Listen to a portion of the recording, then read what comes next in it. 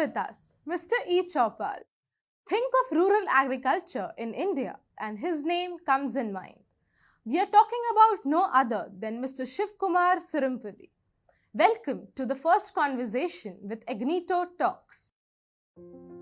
Not wealth or power, but make a difference to the world, influence through learning and enabling is what would motivate me. Yeah, it's possible when you do that, and if you so wish, power and richness really wealth become byproducts, but not necessarily the objectives themselves.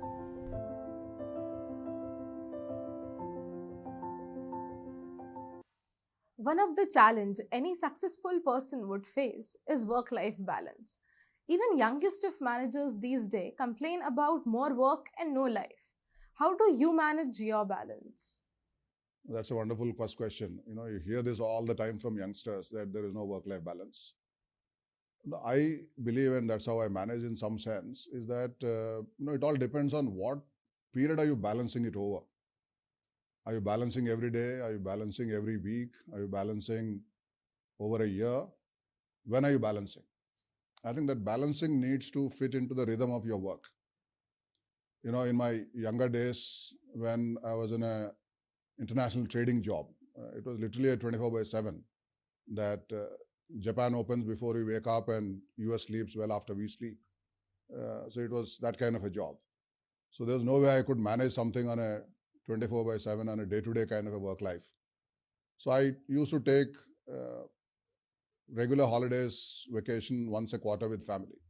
So how do you put more quality into what you're doing is really the essence of work-life balance. And now with a different kind of a profile of job, there's a lot of touring now which is involved. I balance it once a week. We can try and be at home and spend quality time. But I think what is more important is how do you align your rest of the stakeholders in this balancing? It's not just about yourself. How do you balance with your spouse, with your children, with your parents, with your friends? And as important about balancing with yourself also. It's not just work or with these people. You're really thinking also about various kinds of other interests that you may have. So how do you also take care of those interests while you're doing? I think it's getting that rhythm right and aligning the rest of the stakeholders, I think, is the key. I never had a challenge in terms of saying I didn't have life or I'm not getting enough work and so on. So, going with your Twitter, LinkedIn, Facebook, we understand that you have diversified interest that goes from science to photography to home garden. So, how do you manage to take out time for all those activities? Everybody has same amount of hours in a day. You can't bring more hours, but certainly you can bring more energy into it. You can get those hours to be more productive. And how do you get more energy into your time? Is if something is really linked to your heart, then obviously you'll get more energy into it. So science has been a passion from childhood because that's what is really determining the why and what of this world. And therefore you'll always find time if you're interested in that. Gardening is like a rejuvenator. Every morning when I walk around my garden, I feel refreshed. And it's also closer because I deal with agriculture, so it's also closer. The agony and the ecstasy of the farmers, when standing crops suddenly lost because of weather. So when you do it yourself, you get that kind of an understanding. Photography is the creative aspect of what one does, and creation again is something which is really relivening whatever that you're doing. And I spend maximum amount of time on reading. So get more energy into it, and if you do it with certain level of practices, I think your productivity also goes up, and that's how one manages time. So, all of us keep saying that reading helps, but many read and many don't. What is your take on it? How reading helps you, and how much do you read? Reading, like I said, the maximum amount of my time. Of course, the work reading takes a lot of time because a lot of that is linked to reading various notes and files and reports and all of that. But outside of that work, an average reading for me would be 2 hours a day. Of course, over the weekends when I'm flying, which is also all the time, I get more time to read. I'm also a trained speed reader, so I get an average of 200 pages into those 2 hours when I do. So Sometimes I do read summaries, books, or whatever. So I end up an equivalent of about 200 books a year on average, which is non-work kind of reading. And I mean, obviously, if you see value of reading, you end up also reading. Like I said, you bring your heart into it. For example, one reads to enhance vocabulary because English, for example, is not a mother tongue. So therefore, how do you become more fluent in English? That comes out of reading. You also stay contemporary with what is happening. So born in the 60s, for example, I am considered in today's world a digital tenant. Whereas your generation, my daughters, all of these people are like digital natives, as they're called. I mean, how does one become a digital native when you're not one? I think reading certainly helped me in doing so. And reading, for example, also helped me in terms of engaging with any place that I travel much more intimately. Know the place even before you go. In my younger days when I was part of this international trading and export business, I traveled around about 60 countries in that period. Whenever I walked into a new country, I never felt I'm out of place because I read about it in some book, the entire context, be it fiction, be it other kinds of things, not just the tourist kind of stuff, but all kinds of reading certainly helps. I mean, reading also helps in understanding human psychology. Even fiction, when you read, how do people interface with people? So I think when you really take away so many things out of reading, you tend to read. I see. So when we are talking about reading, tell us, what kind of student were you in school? Did you ever fail? I was a very eager and curious student. What I recall is that, what I was always looking forward to is getting the new textbooks.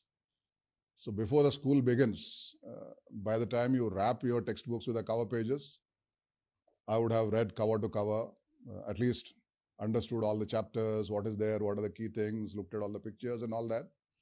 So in some sense, by the time the academic year began, I would have literally read all of that and fail. On the contrary, in the school I had what is called the double promotions those days. So with this kind of reading, the first day you walk into the class, you start with questions. Ma'am this and sir that and all that. So in the very first lower kindergarten, the teacher said, no, you don't need to go to upper kindergarten. After that, you move to first class. The teacher in the first class said, you don't need to go to second, you go to third. And some of that kind of a thing was interesting nostalgia. So was that a secret till date? Many people know. But interestingly, what also it led to is that, because I didn't study 2 classes, when I was shifting schools from 5th to 6th into another school, they said by the time you write your 10th exam, you'll be underage by 2 years. So we can't admit you. So my mother said, you can't go back to 5th standard and spend 2 more years before he comes to 6th. So it's okay, you put up 2 years more in his certificate in the age. So I was actually now, as per this record, I was born 5 months after my parents got married. Interesting. So in your evolution of turning from an eager student to an industry-leading professional now, what has shaped you and how? One, of course, the major foundation has been my father. Many things, but if one was to recall one thing, any job, if you're really involved in something seriously, there's a lot of stress. But I never took stress in some sense because the lesson that I learned from my father, he used to say, don't worry about anything. Because if you can do something about it, just get on with it and do it. Worrying won't get you into action. If you can't do anything about it, don't worry, because anyway, worry doesn't help you. So I think that really stayed with me. So that helps you in terms of how do you engage with the situation and deal with it. And I would say another person who has influenced me quite a bit is Mr. Deveshwar, the former chairman of ITC. Interesting style of leadership. Normally you ask questions saying that are you a hands-on or a hands-off manager? He had an interesting style which I try to learn is you are a nose in and hands off, and that's what you makes a leader. As in, you are really involved in everything that is happening. Because you are on calls regularly, you're visiting the field, you're talking to people, you're talking to not only your direct reportees, their reportees and their reportees. And so your nose is always in. You are asking questions. Have you thought about this? Is that alternative good? But you always leave the decision to the manager. You're never micromanaging things. But you say, after you consider everything, that's how you build accountability. That's how you build leadership teams.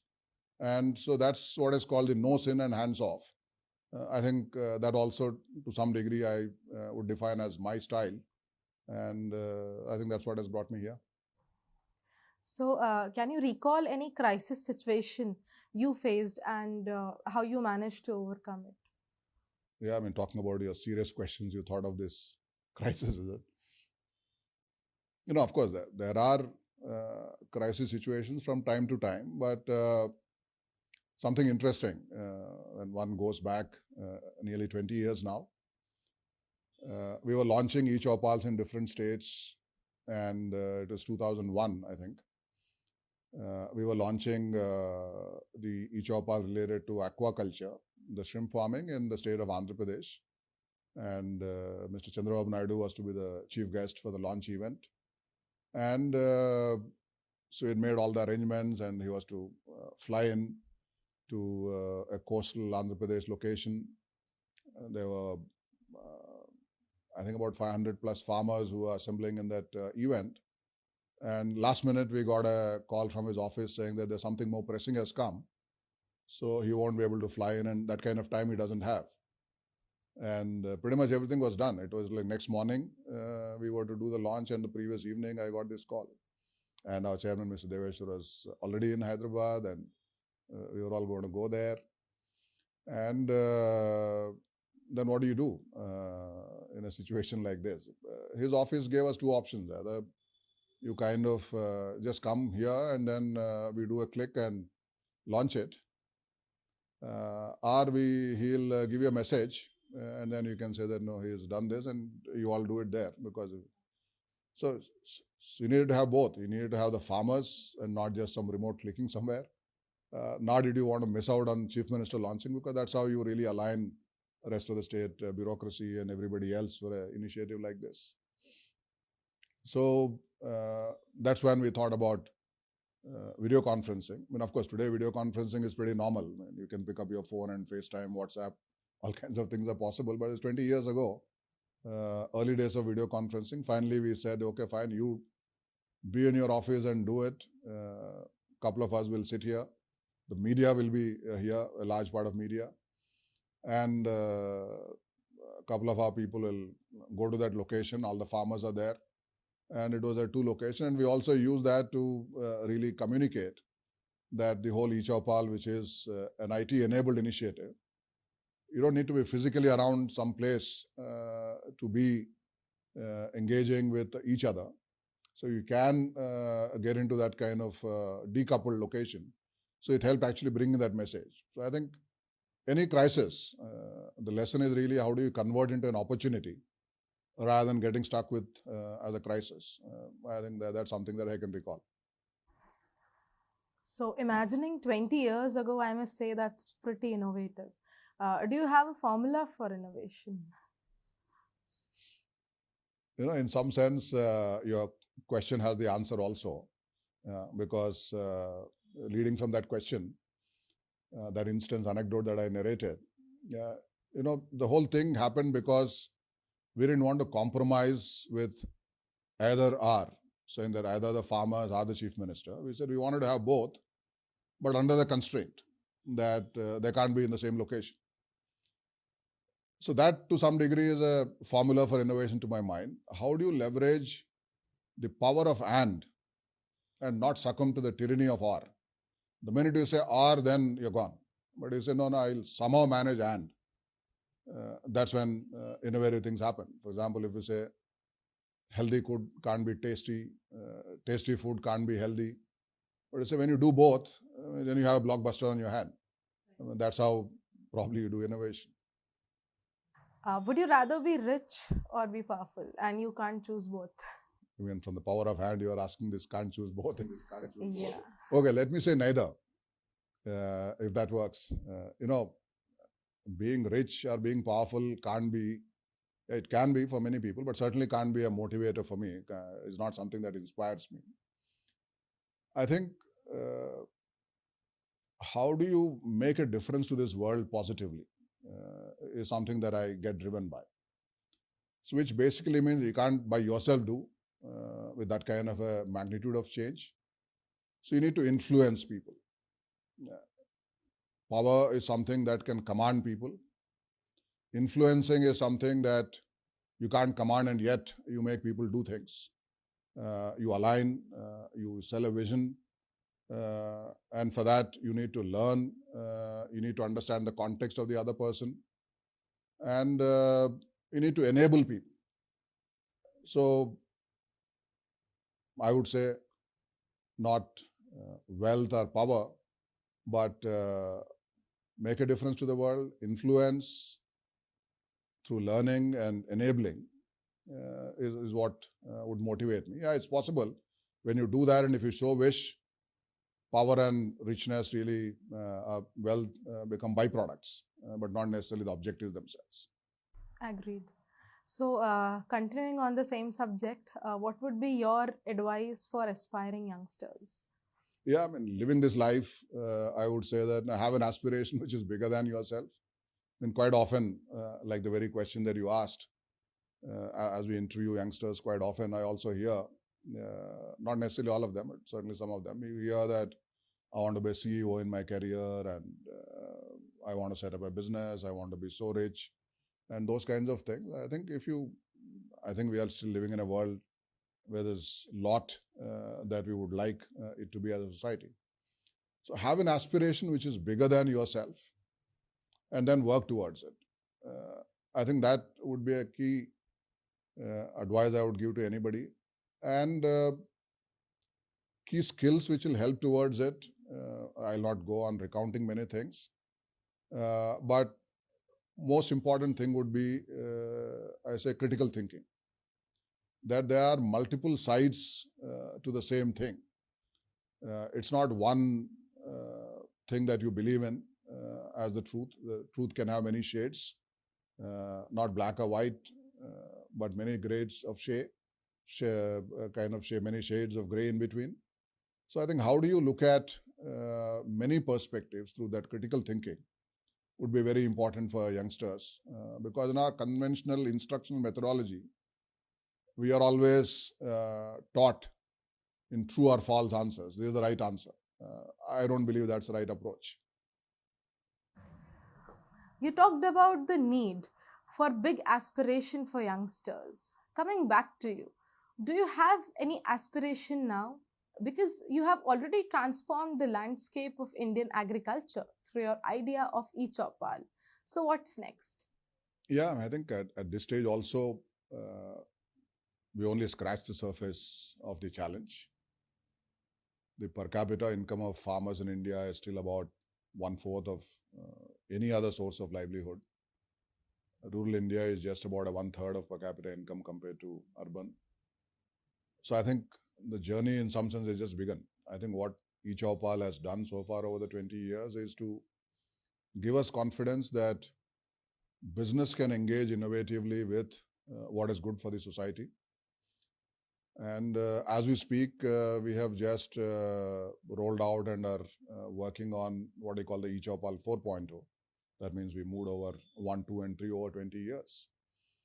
So how do you embed more digital, because there's a lot of digital disruption that has happened in the world, into this whole e-Chopal initiative to make it much more personalized engagement with the farmers, so that the solutions that are offered are unique to every farmer. integrating many startups. Plenty of agri startups have started over the last 3-4 years, bringing them to the farmers and solving problems in a very unique fashion. I think the impact that we can have and the scale at which we can do can be far, far larger and in keeping with the magnitude of the challenge. So what we are now building, it's not like solving a problem that you identified, but a platform that really platformizes, as we say, the process of problem discovery and solutioning in an iterative form when many people get engaged. So that's the kind of a network that eChoupal 4.0 will evolve into. So it goes back to what I was saying a little earlier in terms of making a difference. So you can make this difference, you can make this big difference. So I think the idea is as you keep on expanding, that becomes aspiration. Thank you, Mr. Surampudi. It was great having you here. It's a great pleasure. I think it was great chatting with you.